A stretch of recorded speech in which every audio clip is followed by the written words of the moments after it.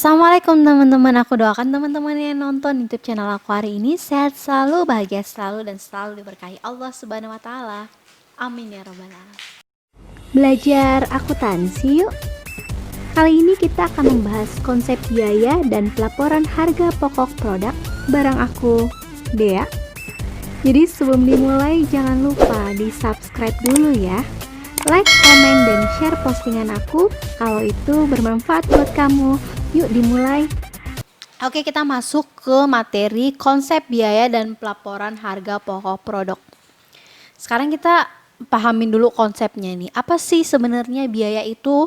Biaya memiliki dua pengertian, yaitu secara luas dan sempit.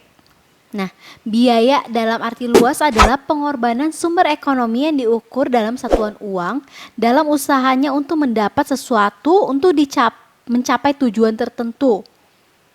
Nah, baik yang sudah terjadi maupun yang masih direncanakan. Sedangkan dalam arti sempit adalah pengorbanan sumber ekonomi dalam satuan uang untuk memperoleh aktiva. Jadi kita pahamin konsep biaya ya. Kalau aku memahami biaya tadi, yang aku jelaskan tadi, biaya nih. Kita buat ini, kita butuh biaya dong. Nah, ngapain buat token? Si Bank BCA. Ngapain sih Bank BCA buat token? Fungsinya adalah untuk mendapatkan tambahan omset gitu ya. Dengan mempermudah si pelanggan, akhirnya pelanggan lebih sering melakukan transaksi menggunakan BCA. Kayak gitu. Ngapain sih ada jual kacamata gitu ya? Ngapain sih buat kacamata gitu ya? Fungsinya ini kan si kacamata ini kan untuk mendapatkan aktiva. Jadi ketika kacamatanya jadi, kita bisa jual gitu ya. Sempitnya gitu sih. Jadi kita mengorbankan beberapa sumber ekonomi untuk mendapatkan si aktiva. Nah, contohnya kacamata gitu ya. Selanjutnya, kita bisa mengklasifikasikan biaya berdasarkan beberapa kriteria. Nanti terkait penjelasan materi-materi textbook ini ada langsung di modul, jadi nanti teman-teman bisa langsung baca modul aja ya. Kayak yang sama, nanti kasihan kuota kalian bakal habis kalau nontonnya lama-lama. Jadi bisa kalian baca di modul. Buat yang mau modul bisa nanti DM di Instagram aku di bengkel akuntansi. Aku bakal langsung kirim ke situ. Jadi jangan lupa yang DM nanya juga follow kek, subscribe dulu kek gitu ya. Jadi jangan lupa di subscribe dulu. Kayak ngotot gitu ya. Enggak sih, enggak ngotot, cuman masa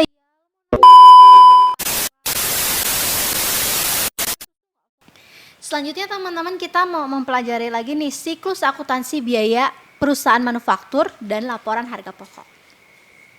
Aku cek dulu ya. Masih kerekam, masih udah 25 menit. Tapi ini 2 video sih. Siklus akuntansi. Nah, pertama ya. Ketika kita membahas siklus, kita harus tahu dulu nih. Dalam akuntansi biaya dibagi atas berapa kelompok persediaan. Gitu ya. Nah, berapa nih? Oke, dibagi atas 3 kelompok persediaan. Yang pertama adalah persediaan bahan baku, persediaan bahan dalam proses, dan bahan jadi. Ada 3 ya. Nah, ketiga di atas ini akan menentukan penjurnalannya. Jadi bagaimana sih jurnalnya nanti? Nah, pertama kita akan mempelajari jurnalnya. Gimana sih cara kita menjurnal? Berdasarkan 3 bagian tadi ya. Bahan baku, bahan dalam proses, dan bahan jadi. Nah, gimana sih kita cara menjurnalnya? Pertama, ketika kita mencatat bahan baku. Kita mencatat bahan baku, maka kita akan menjurnal nih. Jurnalnya adalah bahan dalam proses di atas ini nih. Di atas sini nih. Atau di bawah sini. Di bawah sini aja ya. Bahan dalam proses kepada persediaan bahan baku. Kayak gitu ya. Terus kita ada tenaga kerja langsung yang telah digunakan. Nanti bahan dalam proses kepada biaya tenaga kerja. Kayak gitu. Kita akan melakukan jurnal-jurnal. Nanti jurnalnya gimana cara mencatat penggunaan overhead pabrik. Nah, ini jurnalnya. Mencatat penggunaan overhead pabrik. Selanjutnya adalah mencatat pemindahan produk selesai dari gudang. Jadi produknya dari gudang nih, mau kita pindahkan ke produk jadi. Nih ini jurnalnya. Selanjutnya mencatat harga pokok barang yang dijual. Nah ini jurnalnya. Kayak gini ya. Nanti kita latihan soal aja. Abis ini kita langsung latihan soal. Jadi teman-teman nggak bingung. Selanjutnya kita akan masuk ke metode pengumpulan biaya. Nah, metode pengumpulan biaya ini kita akan kenal dengan menghitung biaya HPP. Misalnya gimana sih cara kita menghitung biaya HPP? Tujuan produknya untuk apa? Terus bagaimana cara kita menghitungnya? Metodenya apa gitu ya. Nanti kita langsung ke contoh soal aja. Jadi contoh soalnya nanti langsung setelah ini buat teman-teman langsung dipelajari, disediain kertas ya. Lagi-lagi yang mau modul nanti bisa langsung DM aku di Instagram di bengkel akuntansi. Itu ya, bengkel_akuntansi. Iya nggak sih? Atau bengkel.akuntansi. Cari aja, pokoknya namanya Dianita Sari gitu ya. Cari aja, aku lupa. Nah ini contoh soalnya, yuk kita pelajarin bareng-bareng.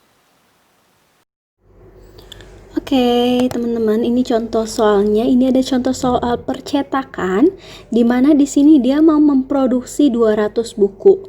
Nah, untuk memproduksi 200 buku, kita harus membeli kertas sebanyak 300 rim. Berarti kertas merupakan bahan bagus. Jadi harganya adalah 3 juta. Ini untuk bahan bakunya nih. Terus ongkos pembuatan per bukunya 5.000, sedangkan yang mau dibuat 200 buku. Berarti biaya tenaga kerja langsungnya adalah 1 juta.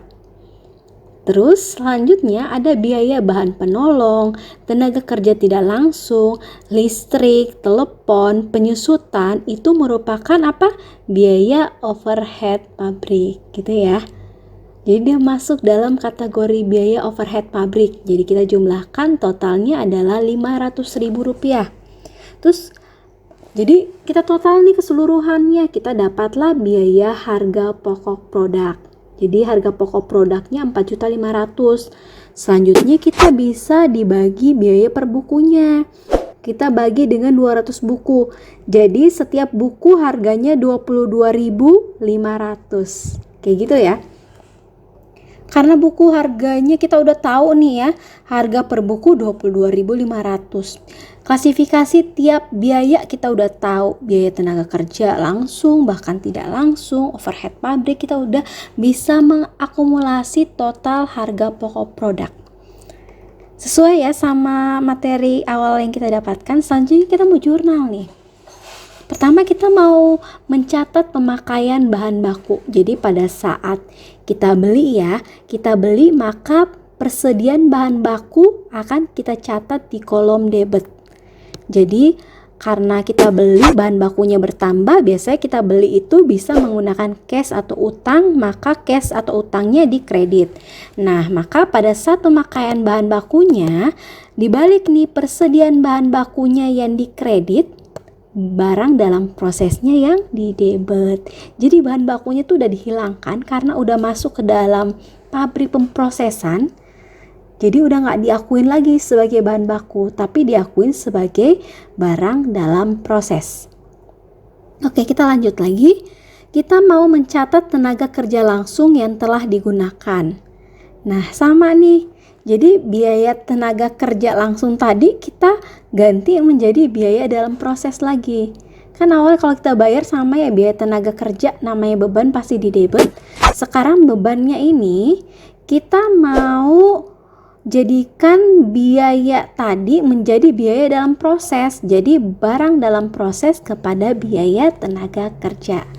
Kalau misalnya jurnal awal ya, pada saat kita menjurnal kan biaya tenaga kerja pada cash, pada hutang.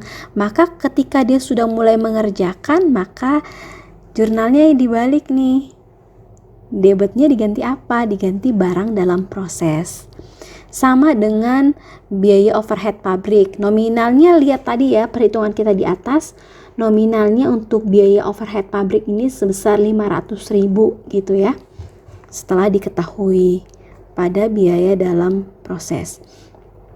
Selanjutnya nih ya, mencatat pemindahan produk selesai dari gudang. Jadi produknya tadi kan barang dalam prosesnya ini debit ya. Selanjutnya barang ini sudah jadi. Jadi kita mau jadikan dia persediaan produk selesai. Maka kita balik lagi jurnalnya.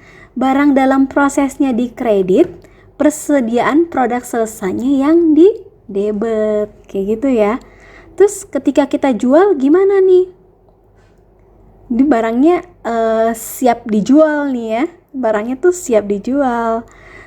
Jadi ketika kita menjual kan selain kita mencatat cash pada penjualan, kita juga harus mencatat HPP pada persediaan produk selesai. Bisa juga sih persediaan produk selesainya diganti nama, misalnya persediaan kacamata, persediaan apa bisa diganti.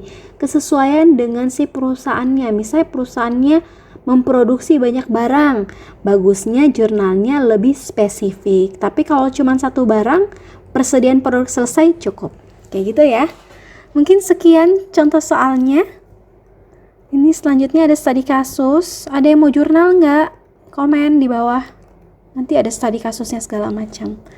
Oke, sekian dari aku. Wassalamualaikum warahmatullahi wabarakatuh. Jangan lupa di subscribe. Ditunggu video selanjutnya. Bye-bye.